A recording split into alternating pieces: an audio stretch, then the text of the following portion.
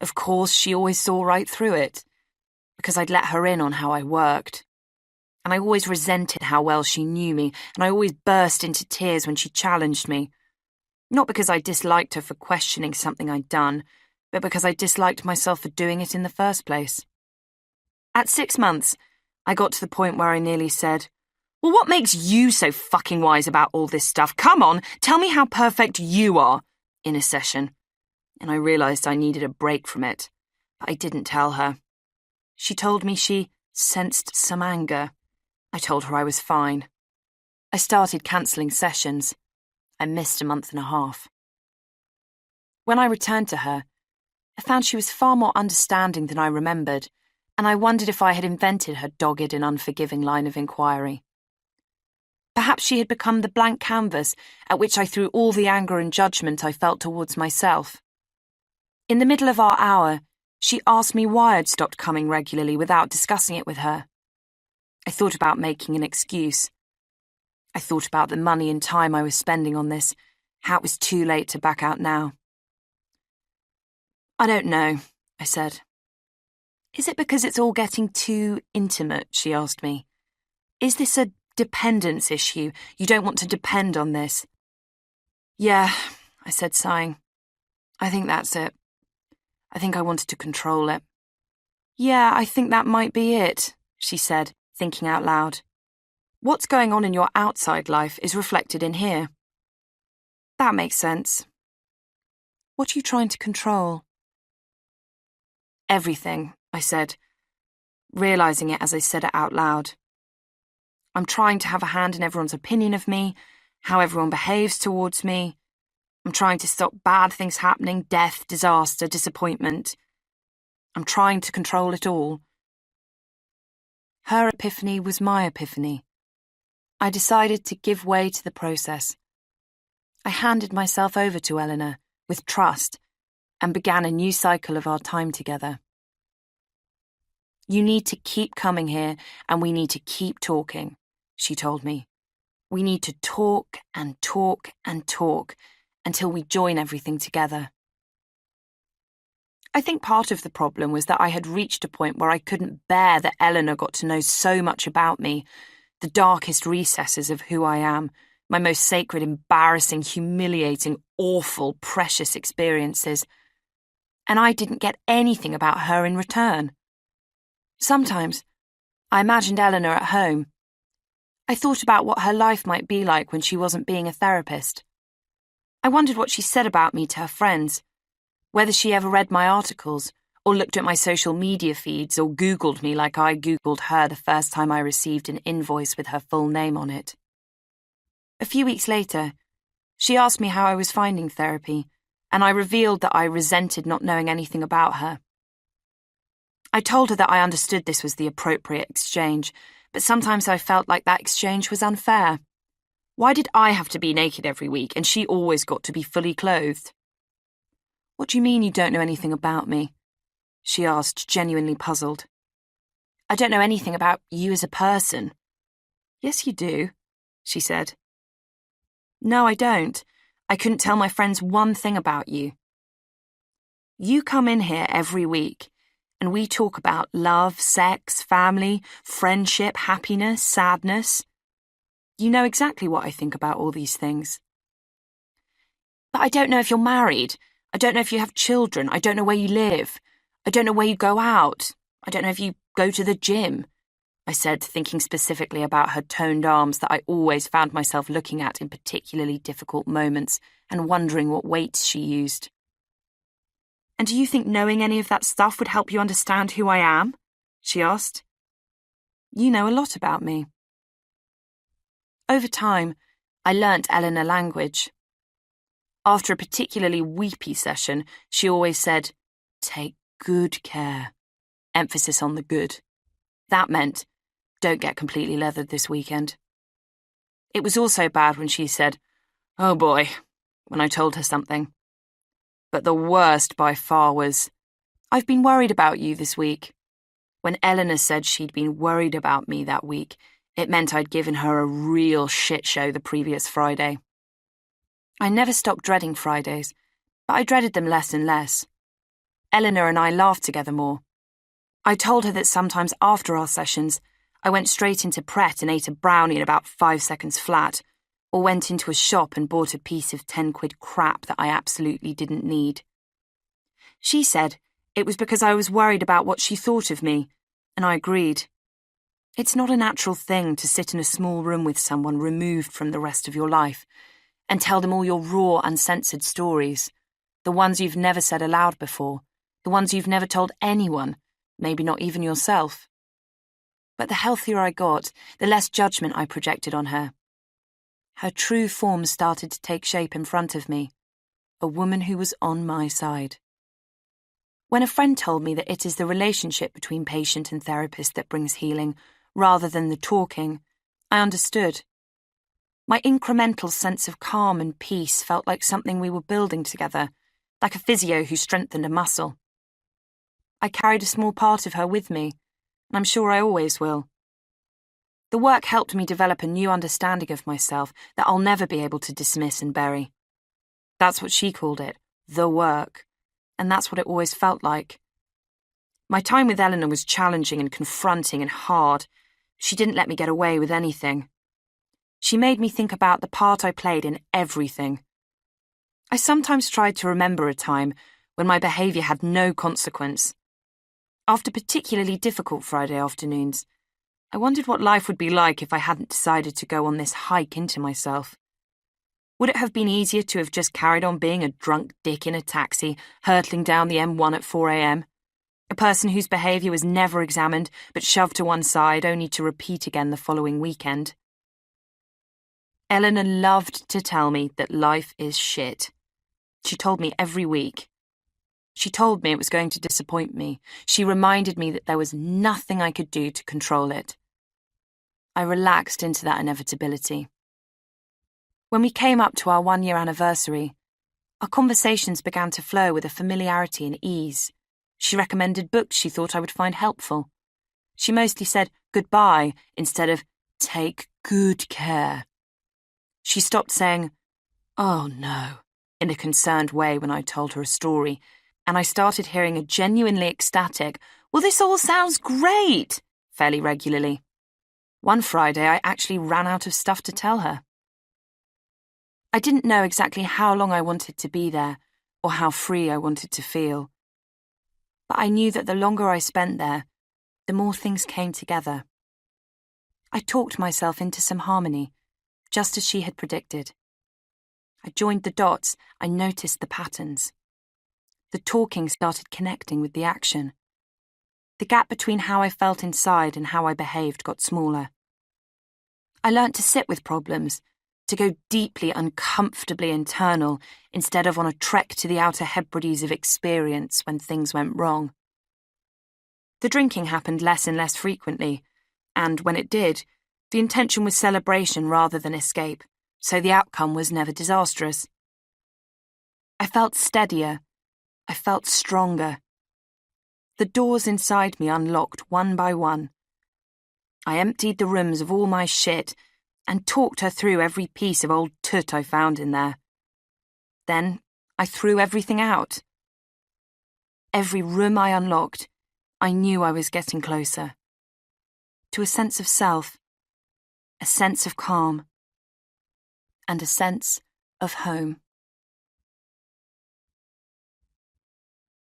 Dear Dolly something Alderton, 12th of June. Dear Dolly something Alderton, congratulations! You have won a place to the wedding of Jack Harvey Jones and Emily White. Well done for getting this far. You got down to the last two for the final invite to the actual wedding as well as the reception, along with Emily's cousin Rose. We chose you in the end because you're loud and drink quite a lot, which we thought could liven up the table of Jack's introverted friends from LSE. Rose will now only be coming to the reception, but that's fine, as we weren't invited to her wedding when she and her husband eloped, and Rose has got a prominent birthmark on her face, so she'd ruin the daytime pictures anyway. So, drum roll please, Mr. and Mrs. Keith White request the pleasure of your company at the marriage of their daughter Emily to Mr. Jack Harvey Jones in the Vale of Nowhere. I know it sounds a bit mental saying Mr. and Mrs. Keith White, but Jack's posh parents have insisted that's what you write, and they're paying for the welcome booze, so we can't be bothered to fight them on it. You are cordially invited to watch Emily's father give her away and be enthusiastically received by another man like he's selling a second-hand car.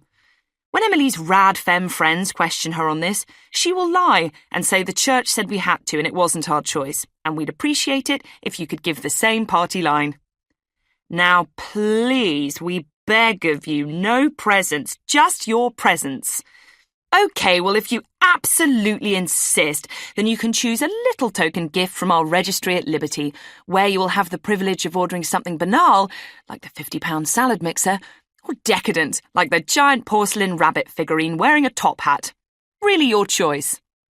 Also, donate to a charity if you want, not bothered which one, we just thought it would be good to suggest it. Please someone buy the Chesterfield for our living room. We are aware, Dolly Alderton, you are single with an income of £30,000 at best, while we have a joint annual earning of £230,000. We also understand that we live in a £700,000 flat in Battersea, the deposit on which was paid in its entirety by our parents, while you struggle to scrape together £668 every month to pay your rent. So by this logic, we thought it would make sense for you to be the one to give us expensive presents to adorn our already fully furnished home. No, but seriously, we just want you there, so don't worry at all about the present or the charity thing or whatever. If you turn up empty-handed, we'll just make barbed comments about it at dinner parties to our mutual friends when you're not there for the following year. And actually, that suits us fine, because we need to carry on talking about the wedding until we get pregnant. So hopefully your selfish decision to not celebrate our love with the Le Creuset set will give us enough material to bring it up in every conversation until we can move on to trimesters and water births. So thanks. On to the booze. Every guest will receive a glass of champagne/unidentified fizzy white wine in a champagne flute on arrival. Then there's a cash bar, I'm afraid. We tried to make the £75,000 wedding budget stretch to booze for 120 people, but sadly it didn't quite cut it. Bloody weddings. Attached are the details of an extremely overpriced bed and breakfast that comes highly recommended from all of us. It's where we've had many a lovely Sunday lunch. No pressure to stay there, though. You can stay wherever you like in the rural and remote village where we're getting married. Enjoy it and book fast. So, see you there. Oh, and by the way, I know that every person you know has been given a +1 because they're all in relationships. And no, we don't know half of their partners. We just thought it would be nice for them to have someone there, you know, because people in relationships like being together. Sadly, you are not granted this kind of support. Sad face. And you have to come on your own. Sorry about that, it's just a numbers thing. Please ring Jack's pervy brother, because I think he's the only other single guest, so it might be fun to get on a train and share a room with him. Although he might be bringing that French girl he met on that conference, so maybe let us double-check first. Dress code? Morning dress, whatever that means. Getting there. The church and venue are utterly picturesque, so we'd ideally like no cars on the day, as we don't want to ruin the photos or the calm atmosphere. We recommend getting a train from London. The nearest station to the Vale of Nowhere is 22 miles away. There is a local taxi company to get you to the church, but please ring in advance as they are only in possession of 3 vehicles. Other formalities. We want the vibe of the wedding to be very relaxed, so we encourage some super fun confetti throwing outside the church. Please do not bring your own confetti. There will be a Tupperware container of confetti handed out by Alison, mother of the bride, who has been air-drying delphinium petals one by one for 4 years for this occasion. Delphiniums look great on camera, are cheaper than rose petals, but are also environmentally friendly. Paper confetti will cause distress to the local wildlife, and the reception venue have said if there are any pieces of paper confetti found in the grounds, the reception will be immediately cancelled, the catering staff will be ordered to leave, and the evening won't go ahead. So wait your turn and you'll all get a small handful of confetti. Please, only small, we want everyone to have a go, for you to throw over the happy bride and groom as they enter the world as man and wife. Please write your favourite song on the RSVP, and our DJ will try his very best to play it, but only if it's I Would Walk 500 Miles by the Proclaimers or Umbrella by Rihanna. We have a hashtag for Instagram pictures on the day, which is Gemily2016. We wanted to have just Gemily, but sadly that's the name of a brand of personal lubricant, as we discovered when we searched the hashtag, so Gemily2016 will have to do. Kids welcome. Absolutely no lounge suits. No tie, no entry. It's our special day, not a cricket dinner. If you can't make it, don't worry, as we're going to do another casual reception party in the city next month for our less close but highly Instagrammable London friends. Then the following month, we're going to do another ceremony and party in Austria, where a lot of Jack's family come from. Then we're going to do a blessing in Ibiza, along with a group holiday which you'll all be invited to. Basically, our wedding is going to be like a band on tour for the next year, so just find one of the dates that suits and book a ticket. Come along. All our love and can't wait to see you guys there. Jack and Emily. Kiss, kiss, kiss. P.S. Sorry you had to pay to receive this invitation. We were in a bit of a mad rush when we posted them and got the wrong stamps for their weight. This means you all paid 79p, which will be reimbursed on entrance to the venue. Jack's brother Mark is in charge of the kitty and will be standing by the topiary arch. No receipt, no refund. P.P.S. Sorry about the heart-shaped sequins that have fallen out of the envelope and gone all over your carpet. You only just hoovered today. Heartbreak Hotel. I woke up to 3 missed calls from Farley before 7 a.m. and a message asking to call her. Before I had a chance to dial her number, she was ringing again. I knew it wasn't good. I thought about the last 18 months since Florence had died, and the way Farley had pulled away from all her closest friends and buried her grief in the distance. How I had tried to bring her back to me, to know what to say to soothe her. Those moments when we would laugh about something, and I'd see a flash of her old self. Then the laughing would turn to guttural sobs, and she would apologise for not understanding how her entire mind or body was working anymore. Selfishly, I had just one thought. I don't know how I'll get her through this again. I took a deep breath and picked up the phone. Dolly? What's happened? No one's died, she said, noting the panic in my voice. Okay. It's Scott. I think we're breaking up. It was 8 weeks before their wedding. Farley was alone in their flat when I arrived an hour later. Scott had gone to work and she'd been given a few days compassionate leave by her boss. She talked me through the conversation they'd had the night before, moment by moment. She told me that she hadn't seen this coming, that right now the wedding was the least of her worries and she would do anything to save her relationship.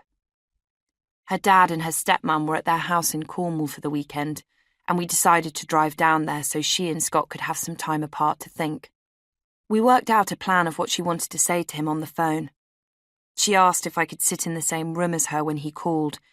She was a nervous wreck and wanted to have me in her eye line to steady herself. I sat on their sofa as she paced about their flat on the phone, and I looked around at the home they shared, the life they'd built together. There was a fresh-faced photo of them in their respective early and mid-20s, grasping each other lovingly.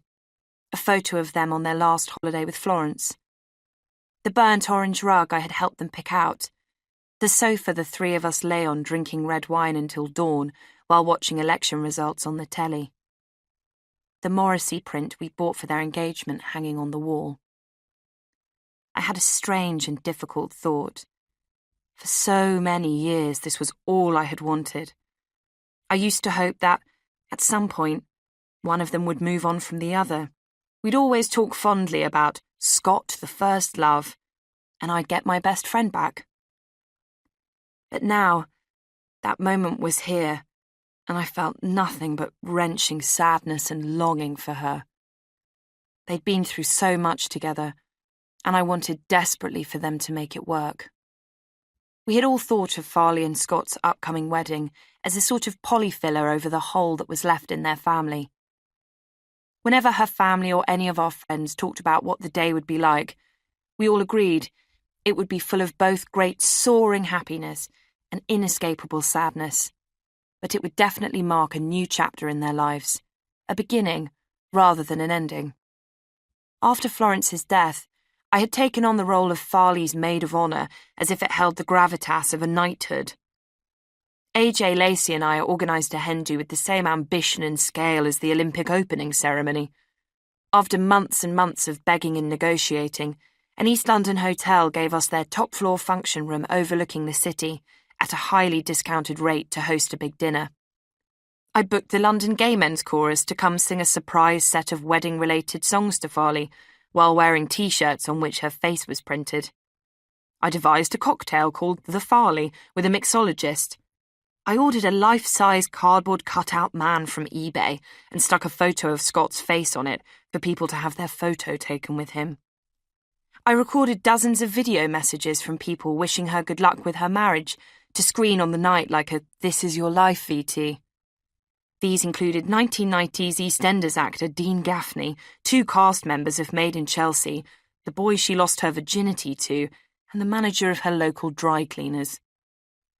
I drifted back into the conversation she was having with Scott. "Perhaps the wedding got too big," she said. "You know, perhaps we let the wedding get out of control. Maybe we need to just forget about all that and focus on us." At that exact moment, I received an email from the office of Farley's local MP. "Dear Dolly, thank you for your email. Andy would be delighted to help. It sounds like you're going above and beyond to make sure your friend has a very special hen do. Would you be able to pop by Andy's constituency office next Monday at 11:30 a.m. to film? If that isn't convenient, I will have a look in his diary to find another day. Best wishes, Kristin." I deleted it quietly. We drove up to my flat.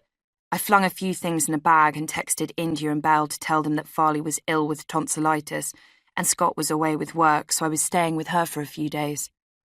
I felt bad for lying, but as everything was still so up in the air and no final decision had been made, it was better to keep things vague so she could avoid any questions. I put on an out-of-office and we got in her car to go to Cornwall. It was a car journey we had done together many times. M25, M4, M5. For holidays at the house in Cornwall, for the summer road trips we took aged 16 and 17, and the journeys we did back and forth from London to university when we were at Exeter. Farley had a rigorous ranking system for all the motorway service stations according to their snack outlets, and she liked testing me on her order of preference: Cheveley, Heston, Lee Delamere. A long car journey, strangely, felt like just what we needed at that moment. Her car was the home of our teenage relationship. In the years I was so desperate to be a grown-up, Farley's driving licence was our passport to freedom. It was our first shared flat. It was our shelter from the rest of the world. There was a viewpoint on a hill in Stanmore that looked out over the sparkling city as if it were Oz. We would drive there after school and share a packet of Silk Cut and a tub of Ben & Jerry's while listening to Magic FM. "What do you see when you look at that?" she asked me once, a few weeks before we left school. "I see all the boys I'm going to fall in love with, and the books I'm going to write, and the flats I'm going to live in, and the days and the nights that lie ahead. What do you see?" "Something completely terrifying," she replied.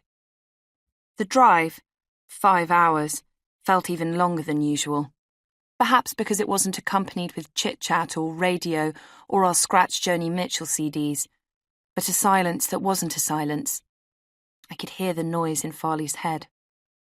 We rested her mobile on the dashboard and both waited for Scott to call and say he'd made a terrible mistake. Every time her phone lit up, her eyes would briefly flicker down the road to the screen. "Check it for me," she would say quickly. It was always another message from one of our friends wishing her and her tonsillitis better and asking if she wanted them to come round with soup and magazines. "For fuck's sake," she said, managing a weak laugh.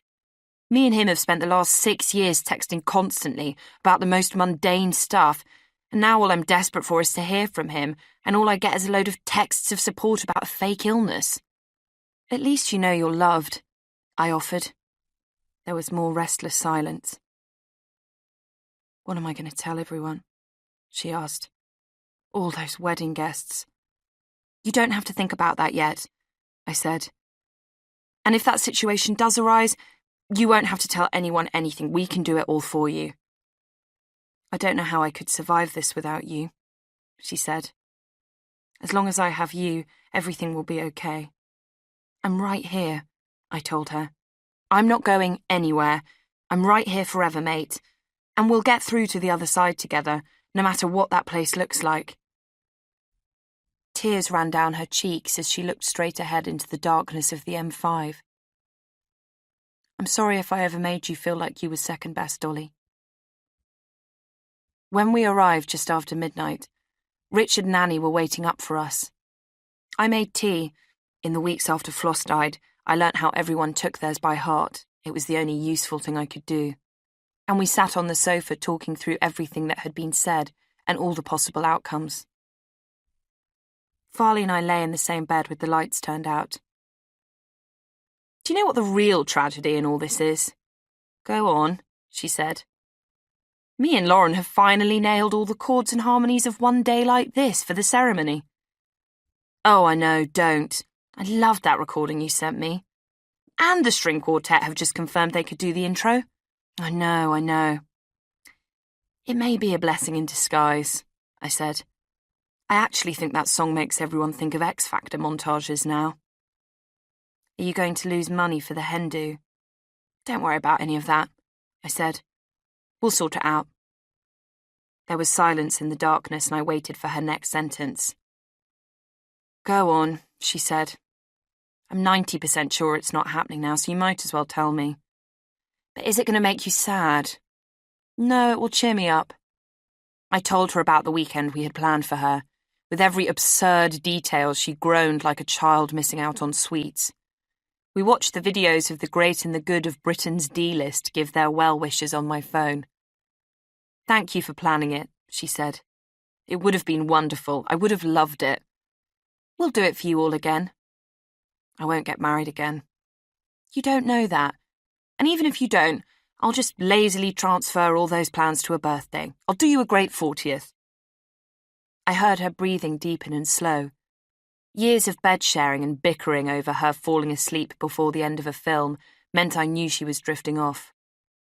Wake me up in the night if you need me, I said. Thanks, dolls. I wish we could just be in a relationship sometimes, she said sleepily. Everything would be easier. Yeah, but you're not my type, I'm afraid, Farley.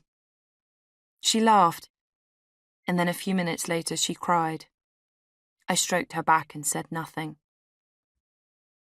The next few days were spent going for long walks, talking through the same details of their last conversation over and over again, trying to trace back where things might have gone wrong.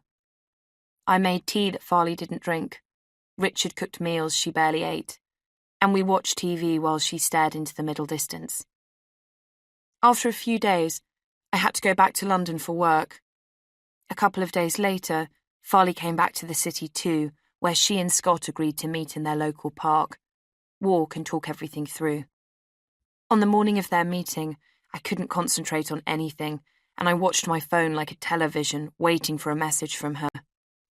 Finally, after 3 hours, I decided to call her. She picked up before the first ring had finished. It's over, she said hurriedly. Tell everyone the wedding's off. I'll call you later. The phone went dead. I rang our close friends one by one and explained what had happened. Each of them was as shocked as the last. I wrote a carefully worded message explaining that the wedding was off and sent it to Farley's side of the guest list. And then it was done. Extinguished in a copy and pasted message in an email and a few calls. The day, that future, their story, was finished. I dismantled every elaborate component of her hen do, due to happen in less than a month, and cancelled everything. Everyone I called, who already knew the wedding had been put back a year due to a family tragedy, had nothing to say but how sorry they were. Farley left the flat the day of their conversation and went to stay with Annie and Richard in their family home a few miles away. I went to the house, my positivity bank account totally out of funds and well into my overdraft of cheering platitudes. I feel like I'm in jail for something I didn't do, she told me. I feel like my life is somewhere over there and I'm locked somewhere over here, being told I can't reach it. I want my old life back. You'll get there. It won't be like this forever, I promise. I'm cursed. No, I said. You're not cursed. You've had a terrible, awful, unbearable bout of bad luck.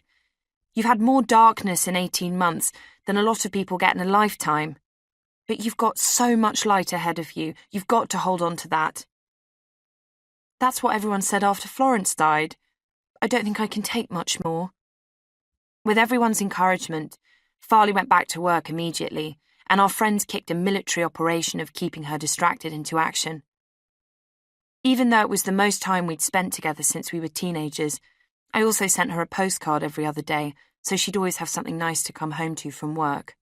The bridesmaids took her away for a weekend of wine and cooking in the countryside for what would have been her hen do. I booked us a holiday in Sardinia for the week of her wedding. We all took turns to spend the evenings with her after work in the month after they broke up. There wasn't a night that passed without at least one of us there. Sometimes we talked about what was happening, and sometimes we just sat eating Lebanese takeaway and watching trashy TV. Whoever visited would send a message out to the rest of us on the way home, update us on how she was, and check who was seeing her next. We were a circle of keepers, nurses on shift. Our first aid kit was Maltesers and episodes of Gogglebox. It was at this time that I was reminded of the chain of support that keeps a sufferer afloat. The person at the core of a crisis needs the support of their family and best friends, while those people need support from their friends, partners and family. Then even those people twice removed might need to talk to someone about it too. It takes a village to mend a broken heart. I drove back to the flat with Farley and waited in the car while she picked up more of her belongings and had one final discussion with Scott. Their flat went on the market. Farley unpacked everything into her childhood bedroom. This was somewhere more than temporary, but less than forever now. The first moment any of us glimpsed an ember of Farley's old self was on an utterly disastrous Sunday that saw me roping my friends into doing a photo shoot for a fake dinner party. It was to accompany a piece I'd written for a broadsheet culture section about the death of the traditional dinner party, and the editor wanted a photo of me entertaining guests in my flat. I had warned him that I didn't have any male friends available that day, and he had reluctantly agreed that an all-female gathering would be fine. However, when the photographer arrived, it seemed he was under new instruction to definitely make sure there were men in the photo. Farley, who had been mainlining white wine since she'd arrived at noon, went knocking door to door along my street, trying to find a willing male neighbour, but to no avail. Meanwhile, Belle and AJ drove to our local pub, went in, tapped a glass for everyone's attention, and made a rather limp announcement that they were looking for a handful of men to be photographed in return for some slow roast lamb and their picture in the paper. "If this sounds like something you would be interested in," Belle bellowed, "then we will be waiting in the red Seat Ibiza outside." 5 minutes later, a group of sweaty and inebriated men in their 30s and 40s trundled out of the pub and into the car. When we were all squeezed around the table, clinking glasses and trying to look like old friends, it became clear that one of the gentlemen was far drunker than the others, eating the roast lamb with his hands like a Roman emperor. The photographer was standing on a chair so he could get all of us into the shot in my rather cramped living room. A light broke and one of the men started bellowing for more wine. It was a sort of slapstick caper of people running around and things breaking with a low-level manic energy. "This is a disaster," I said under my breath to the girls. "Oh, I don't think it's a disaster at all," Farley barked drunkenly. "I got jilted by my boyfriend of 7 years a month ago, so this is a walk in the park." The photographer looked at me for reassurance, and even the drunken emperor stopped his masticating. "Cheers," she said merrily, raising her glass to all of us. We quickly learnt how to deal with this sort of suicide bomb of a joke that became a familiar, well-worn piece of furniture in our conversations with Farley. You couldn't join in the banter, as you didn't know where the black comedy was capped and tipped over into cruelty. But you couldn't ignore it either. You just had to laugh loudly. We left for Sardinia a few days before what would have been Farley's wedding. We landed late and drove up to the northwest of the island in our uninsured hire car, carefully winding up coastal roads with the same Joni Mitchell album on the stereo that we'd played in our first road trip over 10 years before. A time when a relationship seemed like the most laughably unreachable thing, let alone a cancelled wedding. We stayed in a pretty basic hotel that had a pool, a bar, and a room with a view over the sea. It was all we wanted. Farley, the girl who loved school and went on to become a teacher, is and always has been a routine-based creature, and we quickly created one of our own. We woke up early every morning, went straight to the beach where we'd do some exercise in the bright white light of the early morning sun, then swim in the sea before breakfast. Well, I'd swim. Farley would sit on the sand and watch. A characteristic where Farley and I clash most is the subject of outdoor swimming. I strip off at the sight of nearly any body of open water for a dip, whereas Farley's a strictly chlorinated pool-only person. "Come on!" I shouted at the shore one morning when the sea was as still and warm as bathwater. "You've got to come in, it's so lovely." "But what if there are fish?" she shouted at me with a grimace. "There aren't any fish," I bellowed. "All right, there may be some fish." "You know I'm scared of fish," she barked back. "How can you be scared of them? You eat them." "I don't like the thought of them swimming around underneath me." "You sound so bloody suburban, Farley," I shouted at her. "You don't want to miss out on life because you only shop in shopping centres because you're scared of rain ruining your blow-dry, and only swim in pools because you're scared of fish." "We are suburban, Dolly. That's literally what we are. Come on, it's natural. It's God's own swimming pool. It's healing. God is in the ocean. If there's one thing I know for sure," she stood up and wiped the sand off her legs, "is that there is no God doll." She shouted it joyfully while paddling into the sea. We'd spend all morning reading our books and listening to music. Then we'd have our first drink of the day at noon. We napped all afternoon in the sun. Then we'd shower and take our tans out for dinner in the town. We'd come back to the hotel afterwards, drink amaretto sours on the terrace in the thick blanket of evening heat, and play cards and write tipsy postcards to our friends. On the day of the wedding, Farley was awake before I got up. She stared at the ceiling. "Are you okay?" I asked as soon as my eyes opened. "Yeah," she said, turning away and pulling up the cover. "I just want today to be over." "Today will be one of the hardest days," I said, "and then it will be finished. At midnight, it's done, and you'll never have to go through it again." "Yeah," she said quietly. I sat on the end of her bed.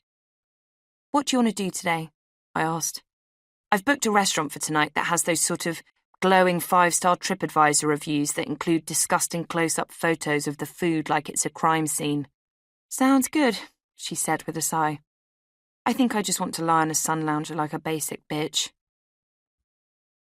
We spent most of the day in silence, reading our books and taking an earplug each to listen to podcasts together.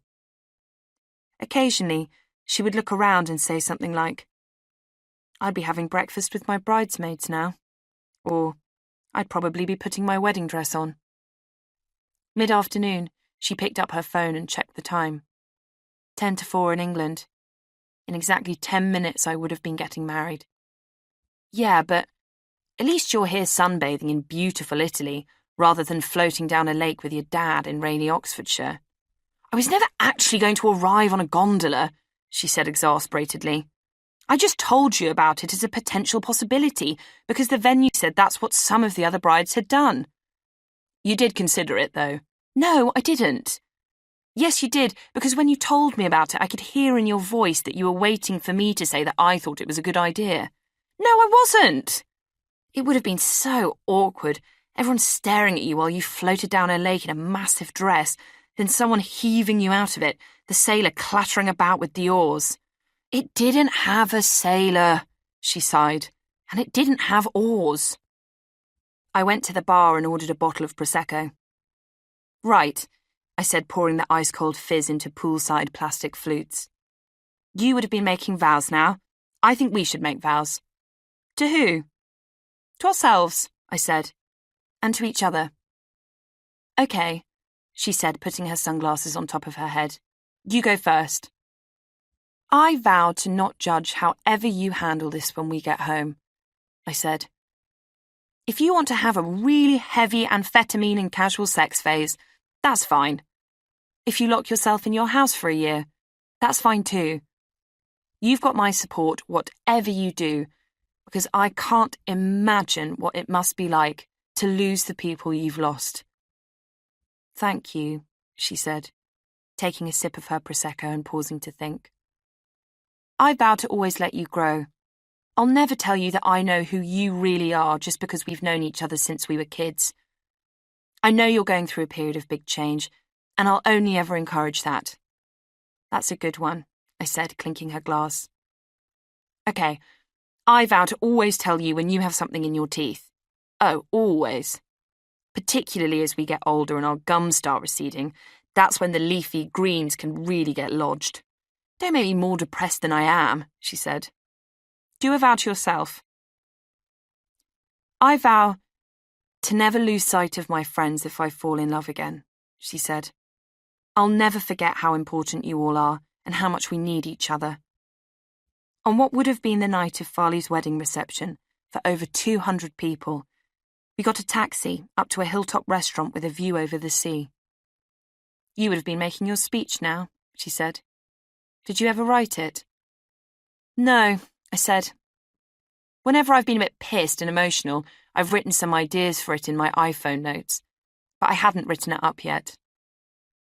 I wonder if I would have been happy for the whole day, or whether I would have found any of it stressful. I thought about an article I had read about premature death after Florence died, the one in which an agony aunt advised a grieving father not to think of the life his teenage son would have led had he not been killed in a car crash. This fantasy, she said, was an exercise of torture rather than of comfort. You know, that life isn't happening elsewhere, I said. It doesn't exist in another realm. Your relationship with that man was 7 years long. That was it. That's what it was. I know. Your life is here, now.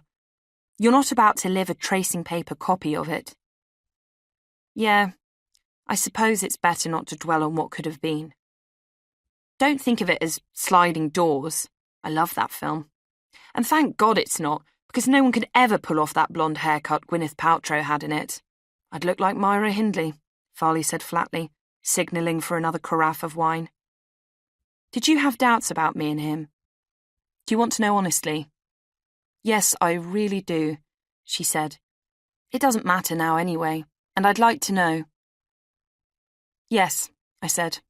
I grew to truly love him, and I believed by the end that there was a future where you could be very happy. But yes, I always had doubts. She looked out on the setting sun, sitting on the horizon of the deep blue Mediterranean, like a perfect peach balancing on a ledge. Thank you for never telling me. The sea swallowed the sun, and the sky slowly turned to dusky blue, and then night, as if operated by a dimmer.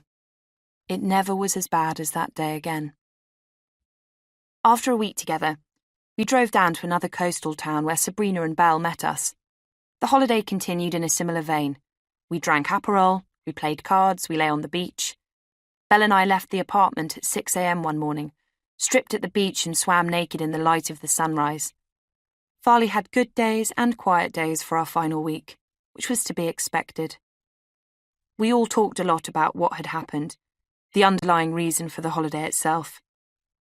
But she also started talking about the future rather than the past, where she was going to live, what her new routine would look like. Over the course of the fortnight, it felt like she shed one of her skins of melancholy.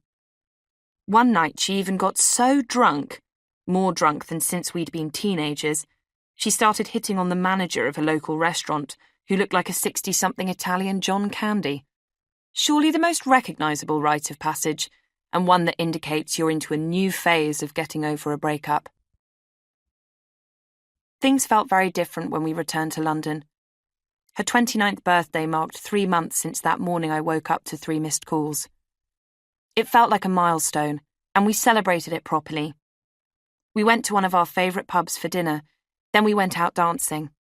She wore the dress I'd found her for the hen do that never happened. It was black and cut low at either side, and flashed a tattoo she got when she was 19, a disastrous, impulsive mistake at a parlour in Watford. 2 small stars, one coloured in pink and one coloured in an ill-thought-through yellow. A Jew with a yellow star tattooed on her? I ask you! Her mother despaired. On the afternoon of her birthday, she went to another tattoo parlour to amend her error from a decade ago. She had the stars filled in with dark ink. She painted it black. She put an F next to one of them for Florence and a D for me.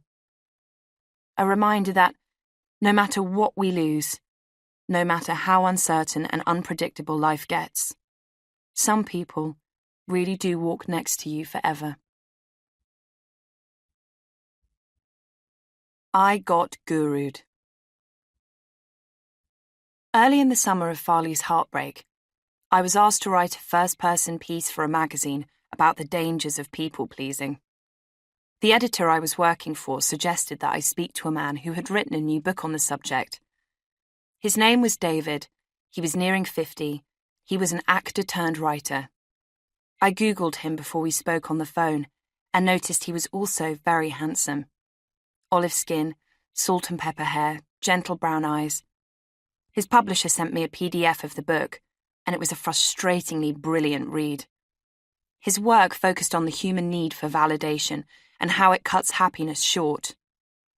Reading it felt like something, or someone, had grabbed my shoulders with a big pair of strong, trusted hands and given me one big, sharp, much-needed shake. We emailed back and forth for a while, then organised a time to speak. His voice was deep and soft, far more pronounced and theatrical than I had imagined. His general vibe seemed to be that of an out-and-out hippie, but he spoke like an RSC ensemble member. I asked him questions about the book and the things that had really stuck with me. He told me that when we are children, we are constantly told to contain our behaviour. He described how being told not to be bossy, or not to show off, or not to be a clever clogs puts up barriers around certain recesses of who we are, and we're scared to ever revisit them again as adults. Instead, we hide those parts of ourselves, the bits that are dark or loud or eccentric or twisted, for fear of not being liked. It was those parts of ourselves, he argued, that were the most beautiful. Because the piece was written from a personal angle, we had to talk about my own experiences. I told him I'd started seeing a therapist this year. The danger of a person like you doing therapy is that you seem clever, he said. You'll get the theory of it all very easily. You'll be able to be academic about yourself in conversation. But all the talky stuff will only take you so far. You need to really feel it in your core, that change. It can't just be stuff you discuss with a therapist. You need to feel it in your body, his voice slowed. You need to feel it in the backs of your knees, in your womb, in your toes, in your fingertips. I said in agreement. We talked for about 45 minutes, drifting from passages in the book to the research and work he'd done for years and to my own experiences. He spoke to me directly, with no formalities or politeness. I felt like he had somehow got straight to my inner equator, just through a phone call. Pinch that little cheek of yours, he said, as if he'd known me for years. You don't need someone else to tell you what to do or who to be. You're your own mother now. You have to listen to what you want. I managed again. And for every day, for the rest of your life, I want you to take that job seriously. But what about being appropriate? How does that work when you're being yourself all the time? Have you ever fallen in love with a man because he's appropriate? Well, no. Ooh, that Greg, he said in a lustful voice. He turns me on. He's so fucking Appropriate? No, I said, laughing. I'm not interested in appropriate. Darkness and edges and corners is where buried treasure lies. Fuck appropriate. I felt like he was flirting with me, but I couldn't tell if he was talking to me so intimately simply for the sake of good quotes for the piece. By the end of our conversation, we drifted into a general chat that didn't feel at all like an interview. I could tell he also wanted me to disclose if I was in a relationship, but I kept that information vague. He told me he thought I could use a one-on-one session with him. If you feel like you can show all of yourself to someone without fear of being judged, he said, your intimacy will go through the roof. Yeah, that's always been a huge problem for me, I said. Intimacy. I know. I can feel that in you. There was a sudden silence between us. Maybe he was talking guru bullshit. Maybe everything I'd always pushed down was far more visible than I thought. I managed once more. I hope you have someone in your life who really holds you, Dolly. I have a therapist, I replied. That's not what I meant, he said. I came out of my flat and blinked into the light like I'd just woken up.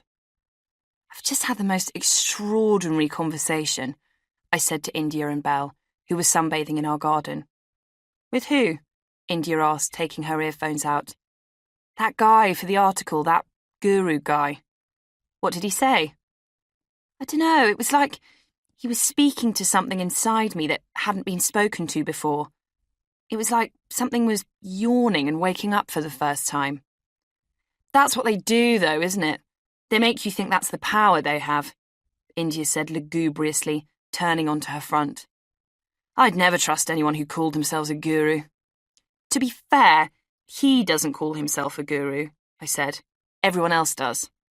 Okay, well, that's better, she replied. It's a bit like being a maven, I continued, or a mogul. You have to wait for someone else to say it, I think. You can't say it about yourself. I took my top off and joined them on the towels they'd thrown on the grass. Did you get what you needed from him? Belle asked. Yeah, I said. He was a great interviewee. I closed my eyes and let the strong English sunshine give me a rare hug. Jesus, I'm not going to be able to stop thinking about him. In like a sex way? India asked. No, I don't think so. In a I want to eat your soul way.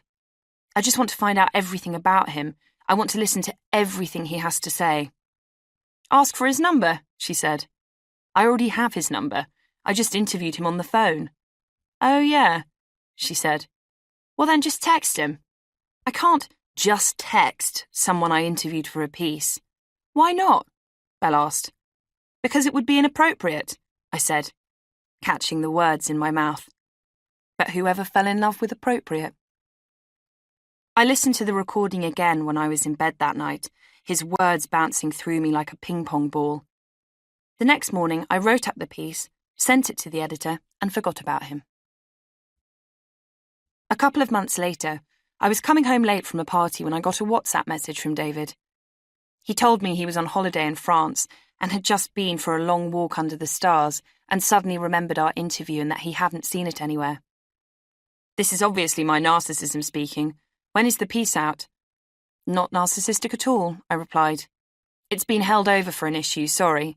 I'll text you the day it's out next month. I can send you a copy if you're not in the country. I'll be back by then. How are you? He asked. You seemed on the edge of something the last time we spoke. Still on the edge of something, I typed. Still trying to shift into a different paradigm, easy peasy. How are you? Same. He told me that he was a few weeks out of a very long-term relationship. He said it was the right thing, an amicable and mutual separation. He told me that sometimes a breakup can be nothing but a relief for both parties, like an air conditioning unit has finally been turned off, the low, relentless hum of which you hadn't realised was there until everything is silent. We texted for hours that night, learning the fundamentals of each other we hadn't gleaned in our first conversation. We both grew up in North London. We both went to conservative boarding schools, which is why he had a voice I suspected he hated as much as I hated mine. He had 4 kids, 2 boys, 2 girls, and he was obviously very taken with all of them. I could spot a man using his kids as a chat-up line from a mile away. This was not one. He knew every tiny detail of each child's character and passions and dreams and daily life, and he talked about all of them with genuine fascination and devotion. We talked about music, song lyrics. I told him that my favourite singer was John Martin, that his music had been the only love affair I'd had with a man that had lasted longer than a handful of years. He told me a story of how he bought one of John Martin's guitars off his ex-wife and said I could have it if I liked, as he could tell how besotted I was with his music. We talked about a book we'd both read that turned me vegetarian. We both got angry about the same stats and passages. We talked about our childhood holidays spent in France. We talked about our parents. We talked about the rain. I told him how much I loved it, more than blue skies and sunshine. I told him how the rain had always cradled and calmed me, how as a kid I would ask my mum if I could sit in the boot of her car parked outside when it rained. I told him that when I read in Rod-Stewart's Autobiography that he would stand in the middle of the street with his arms outstretched when it rained once a year in LA because he missed it so much, I realised I could never leave England. We said goodnight at 3 a.m. The next morning, I woke up and felt like I was recovering from a vivid dream. But sure enough, there was a new message from David on my phone waiting for me under my pillow like a bright, shining pound coin from the Tooth Fairy. "You woke me up at about 5 this morning," it read. "What do you mean?" I replied. He sent me a recording of the sound of rainfall, hard and then soft, on the window of his bedroom. "Am I the rain?" I asked, suspending my well-worn cynicism in a way that would become a fixture of our interactions. "Yeah, you are," he replied. "I felt you come closer." I had to tell my friends about David because I never got off my phone to him. We messaged each other from the moment we woke up to the moment we went to bed. I reserved about 5 hours of the day for working, eating, and washing, but even in those enforced windows of time, I was thinking about him. I had lunch with Sabrina, and she told me she could tell my eye was on my phone screen for the entire time. "Right, enough with the phone," she said. "I'm not on my phone," I said defensively. "You're not physically on your phone, but I can tell all you're thinking about is speaking to him." "No, I'm not." "You are. It's like I've taken my 13-year-old daughter out for lunch who wants to be back on MSN Messenger talking to her foreign exchange student boyfriend." "I'm sorry," I said. "I'm not thinking about him, I promise." My phone lit up. "What's that you sent there?" Sabrina asked, peering down at the screen. I showed her the photo of an elaborate illustration of a lion. "He thinks my inner spirit is a lion." Sabrina gave me a few bewildered blinks. "Yeah, I don't think we'll have much in common, me and your new boyfriend," she said flatly. "No, you will. He's not a serious, humorless guru. He's really funny." "Okay, just cool down all the texting," she said. "Please, for your sake. You're going to ruin your relationship before it's even started. It's like he's a human Tamagotchi." "But he's in France for 3 weeks," I said. "I'm not going to not speak to him until he's back and we can meet." "Oh my God, I bet he's told you to fly to France, hasn't he?" she asked, shaking her head. "Why is it always so extreme with you and men?" "Come on, I'm not actually going to go," I said. I didn't tell her that I had looked at flights out of curiosity. My friends, quite rightly, thought I was insane to have become so quickly obsessed with someone I didn't know. But they were also used to it. Me finding a new love interest had always been like a greedy child opening a toy on Christmas Day. I ripped the packaging open, got frustrated trying to make it work, played with it obsessively until it broke, then chucked the broken pieces of plastic in the back of a cupboard on Boxing Day. I emailed Farley the recording of me and David's original interview. "Listen to this," I wrote, "and then you'll understand why I'm acting so nuts about this man." An hour later, I received an email back from her.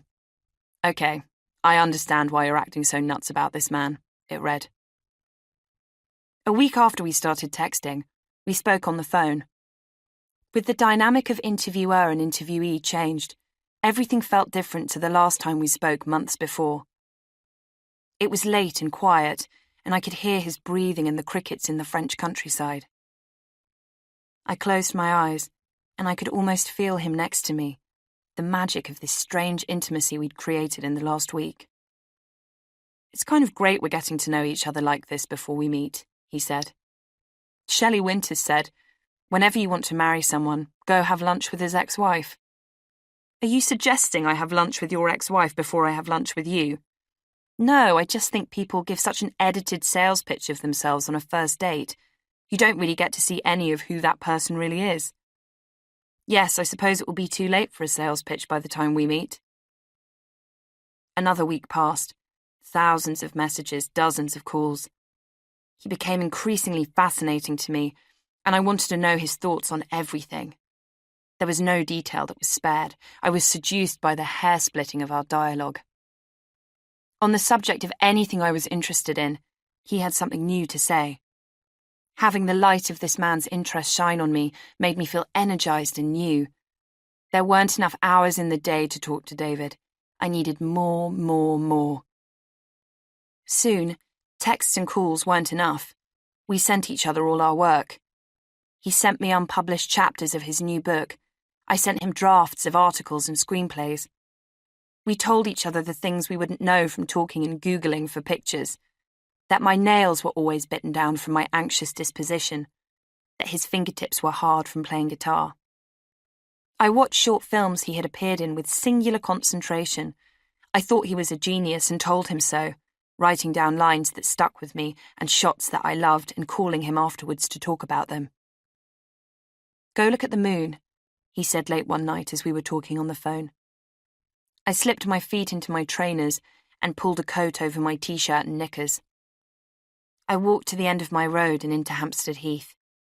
He told me about a wild-haired woman he'd once dated who lived in Highgate who gave him a 30-second start on running into the heath at night and then chased after him. They'd had sex in the woods, up against an oak tree. I sat on a bench on a viewpoint, overlooking the city skyline, stretched my bare legs out under the light of the moon, and told him about another bench I'd seen here that had made me cry when I read the tribute carved into it. It was on the meadow next to the ladies' pond where I swam all summer, in remembrance of Wynne Cornwell, a woman who swam there right up into her 90s. It says, "In memory of Wynne Cornwell, who swam here for over 50 years, and Vic Cornwell, who waited for her. He must have stood by the gate while she swam every day. Isn't that beautiful?" "You know," he began to speak. "What?" "Nothing," he said. "No, go on, tell me."